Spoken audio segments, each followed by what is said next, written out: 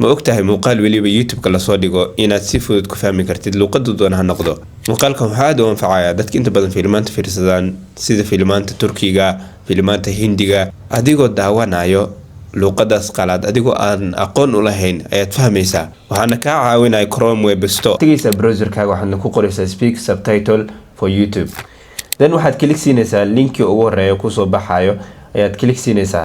Kadib wuxuu ku keenayaa daaqadan ayuu ku keenaa daaqada markuu ku keeno waxaad klik siinaysaa add Chrome extension.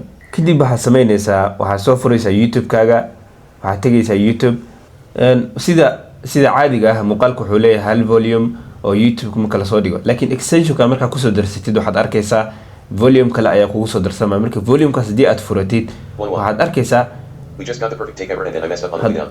haddii uu ku baxayo muuqaalkan hadda English ayuu ku baxaya muuqaalkaas haddii uu ku baxayo luqad kale waxa ku soo qormaya luqadaasi xagga hoose ay kugu soo qormaysaa oo si fudud ayaad ku fahmaysaa.